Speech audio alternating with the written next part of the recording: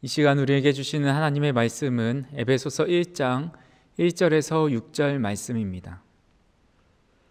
하나님의 뜻으로 말미암아 그리스도 예수의 사도된 바울은 에베소에 있는 성도들과 그리스도 예수 안에 있는 신실한 자들에게 편지하노니, 하나님 우리 아버지와 주 예수 그리스도로부터 은혜와 평강이 너희에게 있을지어다. 찬송하리로다. 하나님 곧 우리 주 예수 그리스도의 아버지께서 그리스도 안에서 하늘에 속한 모든 신령한 복을 우리에게 주시되, 곧 창세전에 그리스도 안에서 우리를 택하사 우리로 사랑 안에서 그 앞에 거룩하고 흠이 없게 하시려고 그 기쁘신 뜻대로 우리를 예정하사 예수 그리스도로 말미암아 자기의 아들들이 되게 하셨으니, 이는 그가 사랑하시는 자 안에서 우리에게 거저 주시는 바 그의 은혜의 영광을 찬송하게 하려는 것이라. 아멘. 우리 민족을 한민족이라고 부르지요. 예부터 한반도와 그 북쪽 지역인 만주에 퍼져서 살아온 한국의 민족이라는 뜻입니다. 그런데 우리나라 역사를 통해 보듯이 수많은 침략과 억울한 일을 당해왔습니다. 그래서 한민족을 한이 많은 민족이다라고 부르기도 합니다. 그런데 역사의 자료를 살펴보면 한이 많은 민족임에도 불구하고 늘 입에서는 노래가 끊이지 않았다라고 합니다. 빨래를 하면서도 흥얼거리고 집안일을 하면서도 흥얼거립니다. 고된 노동을 하면서도 흥얼거렸다라는 그런 역사적인 자료가 있습니다. 대한제국 최후의 숨결이라는 책이 있는데, 프랑스 지성인인 에밀 부르다레가 4년 동안 머물면서 대한제국의 세밀한 관찰을 한 책입니다. 그 책에 이렇게 기록되어 있습니다. 쌀 부대를 하역해 그 숫자를 세는 등 고된 일을 하면서 인부와 짐꾼들이 흥얼대는 노랫소리가 들렸다. 일을 하면서 담배 피울 때를 제외하면 조선인은 일상적으로 노래를 부른다. 얼마나 행복한 민족인가. 사진을 하나 보시면 조선시대의 항아리 장사 혹은 부잣집에서 일하는 일꾼으로 보이는 이 어르신이 무거운 짐을 지고 가면서도 환하게 웃고 있는 사진을 보았습니다. 제임스 게일이 지은 조선 그 마지막 10년의 기록이라는 책에서 이렇게 나와 있습니다. 힘든 삽질을 해내는 일꾼들을 지켜보는 것은 얼마나 아름다운가요. 이 모든 과정은 마치 시계바늘이 움직이는 듯 정확하게 이루어지는데, 특히 휴식을 취할 때가 그래요. 가끔 사람들은 그렇게 휴식을 취하면서 아주 흥겹게 단조의 노래를 부르는데, 이 노래는 언제나 조선 사람들의 팍팍한 마음을 달래주는 것 같아요. 단조의 노래를 부른다라고 기록하고 있는데, 이 노래가 아마 아리랑이지 않을까라는 생각을 해봅니다. 지금보다 힘든 시기를 살았던 선조들은 늘 어려운 중에도 뭐가 그렇게 좋으셨는지 늘 흥얼거리면서 노래하시면서 생활을 하셨습니다. 하지만 점점 시대가 발전하고 더 살기 좋은 환경 속에도 우리는 그런 흥얼거림과 웃음을 잃어버리고 살진 않았나 생각해 봅니다. 이제 우리 민족이 진짜 새해로 여기는 구정이 다가옵니다. 올 한 해에는 어떤 환경에서도 마음만은 늘 기분이 좋아서 흥얼거리고 웃음이 끊이지 않으시기를 바랍니다. 그 흥얼거림을 넘어서서 늘 하나님께서 주시는 기쁨과 감사함으로 우리의 입술이 찬양이 넘치는 2024년도가 되시기를 간절히 소망합니다. 오늘 본문 말씀은 사도 바울이 로마에서 가택연금을 당할 때에 에베소 교회 성도들을 향해서 쓴 편지입니다. 근데 거기서 덧붙여서 신실한 자들에게 편지한다라는 말을 붙였습니다. 이거는 에베소 교회뿐만 아니라 주변의 여러 교회들, 신실한 자들을 향해서 쓴 편지라는 것을 알려줍니다. 그래서 회람에서 볼 수 있는 회람서신이라고 부르기도 합니다. 존 칼빈은 에베소서를 가리켜서 바울 작품의 면류관이다라고 말을 합니다. 윌리엄 바클레이는 사람이 쓴 가장 신적인 저술이라고 말합니다. 그래서 에베소서는 6장밖에 되지 않지만 이 6장 안에 사도 바울의 모든 신론과 신학과 자신의 사상이 담겨져 있습니다. 이 에베소서를 통해 많은 독자들이 믿음을 갖게 되고 그리스도인의 삶을 살아가게 됩니다. 그 중에 한 사람이 프린스턴 신학대학의 학장이었던 존 맥케이라는 분입니다. 이분이 14살 때 에베소서를 읽으면서 자신의 삶이 변화되었다라고 말합니다. 나는 새로운 세계를 보았다. 나는 새로운 견해, 새로운 경험, 다른 사람들에 대한 새로운 태도를 갖게 되었다. 하나님을 사랑하고 예수 그리스도가 모든 것의 중심이 되었다. 나는 소생했다. 정말로 살아있었다.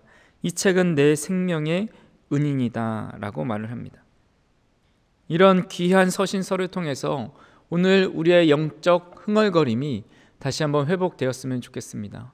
하나님께서 주시는 은혜로 말미암아 우리의 입술에 늘 주님을 찬양하고 영광 돌리는 삶이 되기를 간절히 소망합니다. 보통 서신서는 인사와 본론과 맺는 말로 끝나게 됩니다. 그래서 오늘 사도 바울은 에베소 교회에 1절과 2절에서 그들에게 인사하고 또 그 인사 끝나자마자 바로 3절에서 본론으로 들어가는데 하나님을 찬양하면서 그 본론이 시작됩니다. 3절 말씀입니다. 찬송하리로다 하나님 곧 우리 주 예수 그리스도의 아버지께서 그리스도 안에서 하늘에 속한 모든 신령한 복을 우리에게 주시되. 아멘. 사도 바울이 하나님을 높여 찬양하고 있는 이유가 바로 이 뒤에 나와 있습니다. 하나님 곧 우리 주 예수 그리스도의 아버지께서 그리스도 안에서 하늘에 속한 모든 신령한 복을 주셨기에 내가 하나님을 찬양합니다. 이렇게 말을 하고 있는 겁니다. 신령한 복이라는 말은 하나님의 축복을 표현한 용어입니다. 보통 구약 성경에서는 하나님께서 복을 내리실 때 이 땅에서 받는 물질이나 지위 또 명예, 이 땅을 의미합니다. 그래서 우리가 알고 있는 아브라함과 이삭과 야곱 또 요셉과 같은 사람들은 많은 가축과 재산과 또 그 땅을 재산으로 소유하게 됩니다. 하지만 신약 성경에서는 이 하나님의 복이 영적인 축복으로 많이 사용됩니다. 믿는 자들에게 주시는 영적인 축복이 무엇인지 4절과 5절에 이렇게 말씀하고 있습니다. 곧 창세전에 그리스도 안에서 우리를 택하사 우리로 사랑 안에서 그 앞에 거룩하고 흠이 없게 하시려고 그 기쁘신 뜻대로 우리를 예정하사 예수 그리스도로 말미암아 자기의 아들들이 되게 하셨으니. 아멘. 우리에게 주신 영적인 축복, 하늘에 속한 신령한 복은 하나님의 아들들이 되게 하신 겁니다. 하나님의 딸들이 되게 하신 겁니다. 이 세상에서 가장 귀한 신분이 있다면 그것은 바로 자녀이지요. 사회의 어떤 중직보다 또 어떤 자리보다 자녀됨이 더 중요합니다. 자녀는 그 집안의 가장 존귀함 받는 존재입니다. 자녀는 궁극적으로 존재적으로 또한 신분적으로 부모에게 묶여 있습니다. 우리가 하나님의 자녀 되었다라는 것은 혈통으로나 육정으로나 사람의 뜻으로 난 것이 아니라 하나님께로부터 난 사람입니다. 요한복음 1장 12절 13절에 이렇게 말씀하고 있습니다. 영접하는 자 곧 그 이름을 믿는 자들에게는 하나님의 자녀가 되는 권세를 주셨으니 이는 혈통으로나 육정으로나 사람의 뜻으로 나지 아니하고 오직 하나님께로부터 난 자들이니라. 아멘. 미국은 이민자의 나라라고 할 수 있지요. 아일랜드 또 유태인계, 스페인계 다양한 인종들이 신대륙으로 몰려가서 이제 그 땅을 세운 나라가 미국입니다. 그래서 아메리칸 드림의 상징인 자유의 여신상이 뉴욕에 세워져 있죠. 미국 독립전쟁 승리 100주년 기념으로 프랑스가 만들어서 보낸 선물입니다. 이 여신상 받침대에는 에마 나자루스의 시가 새겨져 있습니다. 내게 보내라 지치고 가난하고 자유에 목마른 이들을, 풍요로운 기슭에서 버림받은 이들을, 내게 보내라 세파에 시달린 갈 곳 없는 이들을, 황금의 문 옆에서 나의 등불을 들리니. 민족과 혈통과 신분을 초월한 새로운 민족 건설이 바로 미국의 건국 정신이지요. 세상의 많은 사람들이 아메리칸 드림을 꿈꾸면서 미국 시민권을 얻기 위해 자신의 모든 것을 걸어 그것을 따내려고 합니다. 하나님의 자녀가 된다는 것은 이 세상의 가장 부유한 나라, 가장 강대국의 시민권이 된다는 것과는 비교할 수가 없습니다. 하나님의 자녀는 하나님의 권세가 부어집니다. 하나님의 권세는 하나님의 상속권과 하나님이 돌보시는 양육권을 받게 됩니다. 우리나라는 그런 사례가 별로 많지 않지만 이제 외국 같은 경우에는 가끔씩 자신의 반려동물에게 유산을 물려줍니다. 그래서 한 남성이 이제 죽을 때가 되어서 유언을 하는 거죠. 이 내가 키운 반려동물에게 500만 달러의 유산을 물려주겠다 해서 실제로 그가 죽고 그 500만 달러나 되는 유산을 이 강아지가, 이 개가 물려받게 됩니다. 역대적으로 가장 많은 재산을 주인에게 물려받은 동물이 1992년 카롤레라 리벤슈타인 백작 부인이 약 8천만 달러의 유산을 이 독일의 셰퍼트 군터 3세라는 개에게 물려줬다고 합니다. 그런데 재산 관리인들이 성공적인 투자로 인해서 물려받은 자산의 5배나 불어나 군터 3세의 아들 개인 군터 4세가 3억 7,500만 달러에 이르는 부를 축적했다라고 기사가 나왔습니다. 이런 이야기를 들으면서 정말 부럽다, 개팔자가 몸팔자다라는 생각이 듭니다. 그 유산의 1%라도 나에게 좀 상속을 했으면 좋겠다, 이런 생각을 하는 것이 바로 우리 인간의 마음이죠. 근데 생각해 보면 이렇게 많은 유산은 누구나 상속받을 수 있는 것이 아닙니다. 아주 극소수만 그런 유산을 받을 수 있고, 또 그렇게 많은 상속을 받는다고 해도 반드시 행복하지는 않습니다. 그런데 하나님의 자녀가 되어서 하나님의 상속자가 된다는 것은 하나님을 믿는 사람이라면 누구나 하나님의 상속자가 된다라는 의미입니다. 누구나 하나님이 주시는 유산을 받을 수가 있습니다. 하나님이 주시는 이 유산, 유업은 단순히 이 땅에서의 물질이나 기업이 아니라 하나님의 나라를 의미합니다. 고린도전서 15장 50절에서 52절에 말씀합니다. 형제들아, 내가 이것을 말하노니 혈과 육은 하나님 나라를 이어받을 수 없고 또한 썩은 것은 썩지 아니하는 것을 유업으로 받지 못하느니라.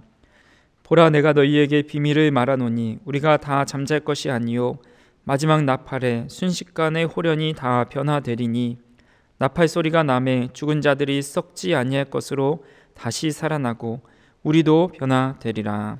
아멘. 육신의 몸으로는 절대 유산을 이어받을 수 없는 하나님 나라와 영원한 생명을 우리에게 유업으로 주신 줄 믿으시기를 바랍니다. 두 번째로 하나님의 자녀는 부모로부터 보호받을 수 있는 양육권을 받게 됩니다. 일반적으로 자녀를 출산했다면 그 자녀를 양육합니다. 출생과 양육은 뗄래야 뗄 수가 없는 관계이죠. 마찬가지로 하나님께서 우리를 자녀로 삼아주셨다면 우리를 끝까지 기르십니다. 우리를 유기하거나 방치하지 않으십니다.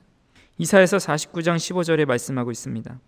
여인이 어찌 그 젖먹는 자식을 잊겠으며 자기 태에서 난 아들을 긍휼히 여기지 않겠느냐. 그들은 혹시 잊을지라도 나는 너를 잊지 아니할 것이라. 아멘. 하나님은 자신이 택한 하나님의 자녀를 절대 잊지 않으십니다. 하나님의 자녀를 그냥 내버려 두지 않으십니다. 그 자녀와 세상 끝날까지 함께 하시고 끝까지 양육하고 돌봐 주십니다. 예수님께서는 이 세상을 어떻게 살아가야 할지 염려하는 자들에게 이렇게 말씀하십니다. 마태복음 6장 25절에서 26절에 그러므로 내가 너희에게 이르노니 목숨을 위하여 무엇을 먹을까 무엇을 마실까 몸을 위하여 무엇을 입을까 염려하지 말라. 목숨이 음식보다 중하지 아니하며 몸이 의복보다 중하지 아니하냐. 공중의 새를 보라. 심지도 않고 거두지도 않고 창고에 모아들이지도 아니하되 너희 하늘 아버지께서 기르시나니 너희는 이것들보다 귀하지 아니하냐. 하늘 아버지께서 기르시니 너희는 걱정하지 말고 염려하지 말라 말씀합니다. 우리는 자녀를 키울 때 아무리 형편이 어려워도 이 자녀에게 가장 최선의 것을 해주려고 합니다. 저도 개척교회 가정에서 자랐기에 그 삶이 얼마나 풍족했겠습니까? 그런데 제가 어린 시절을 돌아봤을 때는 풍족하진 않지만 부족함 없이 살았다라는 생각이 듭니다. 자녀에게 가장 좋은 것을 해주고자 하는 그 마음이 바로 부모의 마음이지요. 하지만 사람은 자녀를 양육할 때 시간적으로, 물질적으로, 육체적인 한계를 가지고 있습니다. 큰 병이나 사고가 아닌 이상 자녀보다 먼저 이 세상을 떠나게 되어 있습니다. 그래서 끝까지 자녀의 삶을 양육해 줄 수가 없는 거죠. 예전에 제가 아는 지인이 이제 상을 당해서 아버지께서 돌아가셔서 조문을 가서 위로해 준 적이 있습니다. 그리고 몇 년이 지나고 이제 이야기를 하는데 아직도 아버지가 안 계시다라는 것이 자신에게는 큰 마음의 허전함을 느낀다고 합니다. 살아생전 그렇게 친밀한 관계가 아니었음에도 불구하고 아버지가 안 계시다는 사실에 때로는 장례식장에서 흘리지 않았던 그 눈물을 이따금씩 흘린다라는 말을 들었습니다. 우리 인간은 재정적으로, 능력적으로, 육체적으로 한계가 있어서 자녀에게 해줄 수 있는 것은 한계가 있습니다. 하지만 하나님의 양육하심에는 한계가 없는 것이죠. 하나님은 무소부재하시고 전지전능하십니다. 하나님의 자녀로 삼으셨다면 그 자녀를 끝까지 책임져 주십니다. 하나님 품에 갈 때까지 인도해 주십니다. 아니, 그것을 넘어서서 영원까지 우리를 책임져 주시는 분이 바로 우리 하나님 아버지이십니다. 하나님의 자녀가 되었다라는 것은 하나님으로부터 천국, 또 영원한 생명을 상속받았을 뿐만 아니라 이 땅에서 하나님의 보호 아래 살아간다라는 의미입니다. 이 사실이 믿어지는 은혜가 있기를 주님의 이름으로 축원합니다. 그렇다면 우리는 이런 질문을 할 수 있겠죠. 하나님의 자녀가 되는 것 너무 중요하고 너무 귀하다는 사실을 알았습니다. 그러면 어떻게 하나님의 자녀가 될 수 있습니까? 제가 무엇을 하여야 하나님의 자녀가 될 수 있습니까? 이런 질문을 하게 되죠. 그런 질문을 할 때 사도 바울은 6절에 이렇게 대답을 하는 겁니다. 이는 그가 사랑하시는 자 안에서 우리에게 거저 주시는 바 그의 은혜의 영광을 찬송하게 하려는 것이라. 아멘. 하나님은 하나님의 자녀가 되는데 아무런 대가를 요구하지 않으십니다. 거저 주신다 말씀하고 있습니다. 세상에는 공짜가 없는 법이지요. 앞전에 말씀드렸듯이 아메리칸 드림을 꿈꾸며 미국으로 간 사람들은 시민권을 얻기 위해서 그것에 맞는 어떤 조건을 충족시켜야 합니다. 유산을 상속받으려 해도 살아생전 부모와의 관계를 잘 하지 못하면 그 유산이 보장되지 않습니다. 하지만 하나님은 하나님의 자녀가 되는데 아무런 대가를 요구하지 않습니다. 다만 그 하나님의 은혜 안에서, 그리스도 안에서만 이 은혜가 이루어지기 때문에 하나님의 아들이신 예수님을 믿기만 하면 됩니다. 그럼 하나님의 자녀가 되고 예수님과 함께 공동 상속자가 됩니다. 이것이 우리를 하나님의 자녀 삼아주셨다라는 것보다 아무런 대가 없이 하나님의 자녀로 삼아주신다라는 사실이 더 놀라운 사실입니다. 하나님께서 우리를 자신의 자녀 삼아주시는데 아무런 대가도 바라지 않기로 작정하셨습니다. 아니, 아무런 대가를 지불할 수 없도록 만드셨습니다. 4절과 5절에 보면 우리를 창세전에 택하셨고 하나님의 뜻대로 예정하셨다라고 말씀합니다. 우리를 선택하셔서 하나님의 자녀로 삼으신 이 시기가 예수께서 십자가에서 구속사역을 완성하신 때가 아닙니다. 우리 한 사람 한 사람을 이모저모 시험해 보시고 결정하신 것도 아닙니다. 외모를 보고 우리가 충성하는지를 보고 능력을 보고서도 결정한 것이 아닙니다. 우리에 대한 하나님의 선택은 창세 전에 있었습니다. 창세 전에 택하시고 하나님의 뜻대로 예정하셨다라는 것에는 예나 지금이나 논란거리가 됩니다. 인간의 행위와 상관없이, 그것도 인간이 있기도 전에 선택과 유기를 결정한 그 하나님에 대해서 하나님은 불공평하지 않은가, 사랑이 많으시다는데 그 사랑이 편애가 있고 편협적이지 않은가, 폭군과 같은 하나님은 아닌가, 이런 질문을, 또 이런 의심을 예전이나 오늘날이나 계속하고 있습니다. 제가 대학교 다닐 때 한 동기 형이 하나님을 믿는 사람과 믿지 않고 지옥에 보내는 사람을 창세 전부터 택하셨다라고 하는데 그 너무 불공평한 거 아니냐, 인간을 만들어 놓고 누구는 살리고 누구는 죽이는 것이 너무 아이러니하다 하면서 만약에 그런 하나님이라면 나는 믿고 싶지 않다라고 말하기까지 했습니다. 하나님을 믿지 않는 입장에서는 그렇게 생각할 수도 있겠지요.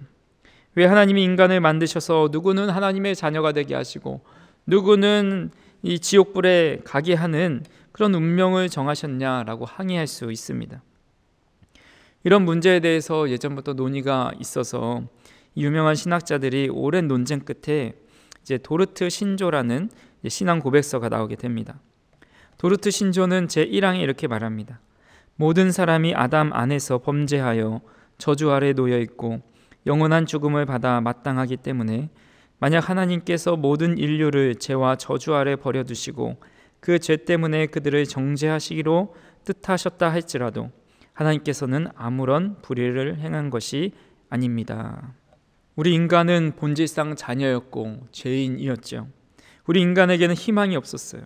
그래서 하나님이 모든 인류를 죄와 또 그 사망 가운데 내버려 둔다 할지라도 하나님을 불의하다 할 수 없다고 말하는 겁니다.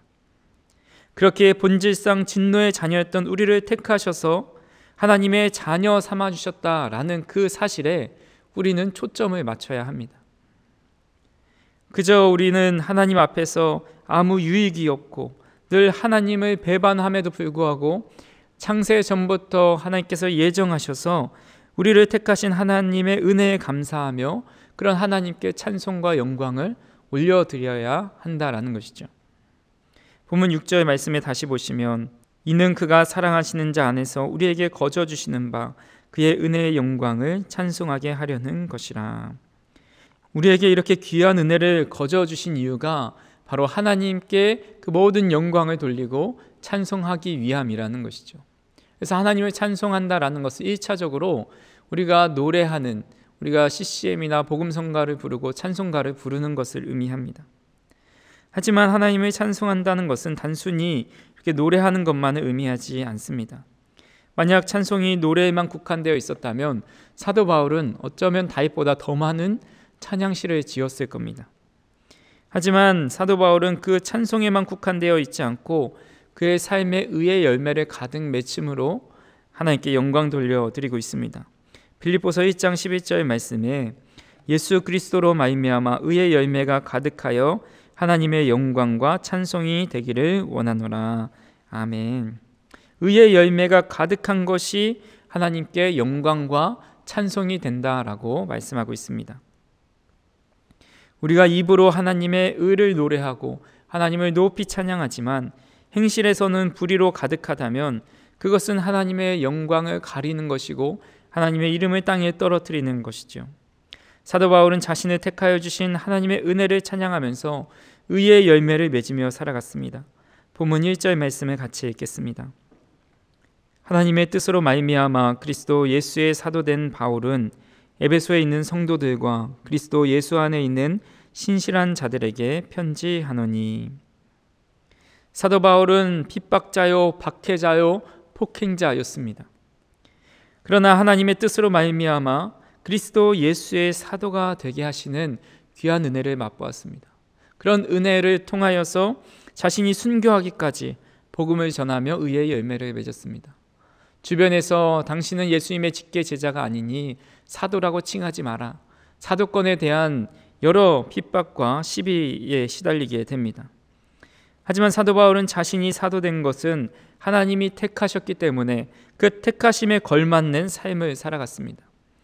이것이 자신이 하나님을 찬양하는 방법이었습니다. 세상 속에서 의의 열매를 맺으며 그의 삶이 열매를 담아서 하나님께 영광을 돌릴 때 하나님을 찬양하는 삶이 됩니다. 하나님이 우리를 자녀 삼으심에 걸맞는 삶을 사는 것이 바로 하나님께 찬송하는 삶입니다. 그런 우리의 모습을 보시면서 내가 역시 너를 선택하기를 잘했다 생각하시고 말씀하시는 분이 우리 하나님이십니다. 말씀을 정리합니다. 저는 오늘 말씀을 준비하면서 내가 어떻게 하나님을 섬기게 되었을까, 어떻게 하나님을 믿게 되었을까를 곰곰이 생각해 보았습니다. 부모님이 목사님이셔서 하나님이 자녀를 삼아 주셨을까? 내가 착하게 살아서 하나님의 자녀를 삼아 주셨을까? 훗날 보니까 큰 일을 감당할 수 있을 것 같아서 하나님의 자녀 삼아 주셨을까? 아무리 생각해도 저의 공로는 없었습니다. 저를 택하실 이유가 전혀 없었습니다. 아마 성도님들도 저와 같은 마음이실 거라 생각이 됩니다. 우리 안에 하나님의 자녀가 될 어떤 이유도 존재하지 않습니다. 어떤 가능성도 없습니다. 오로지 하나님의 예정하신 은혜입니다.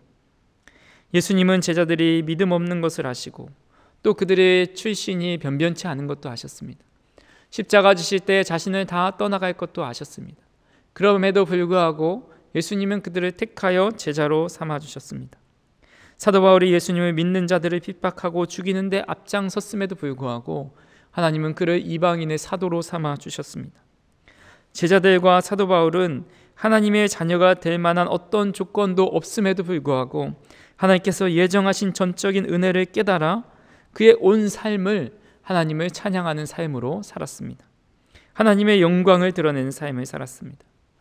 사랑하는 성도 여러분, 하나님께서 저와 성도님들을 창세 전부터 계획하시고 예정하셔서 하나님의 자녀가 되게 하셨습니다. 하나님으로부터 상속권과 양육권을 부여받은 사람들입니다. 이 귀한 은혜를 값없이 주신 단 한 가지가 있는데 그것은 바로 하나님을 찬송하게 하기 위함입니다. 간절히 바라기는 예정하신 하나님의 은혜를 깨닫고 우리 각자의 삶의 자리에서 의의 열매를 많이 드릴 수 있기를, 의의 열매를 많이 맺을 수 있기를 간절히 소망합니다. 그런 의의 열매를 통해서 하나님께 영광 올려드리고 찬양하는 삶을 살아가는 저 우리 성도님들 다 되시기를 주님의 이름으로 축원합니다. 기도하겠습니다. 사랑과 은혜가 풍성하신 하나님, 저희가 무엇이간데 창세 전부터 하나님의 자녀 삼아 주셔서 하나님의 상속권과 양육권을 받게 하시니 참으로 감사합니다. 하나님이 예정하신 은혜를 깊이 깨닫고 하나님을 찬양하는 삶을 살게 하여 주옵소서. 이 세상의 의의 열매를 많이 맺어서 하나님의 영광을 드러내는 우리 모두가 되게 하옵소서. 특별히 우리 주변에 이런 하나님의 은혜 안에 들어오지 못한 이들이 속히 하나님의 은혜 가운데로 들어올 수 있도록 인도하여 주시옵소서. 예수님의 이름으로 기도하옵나이다. 아멘.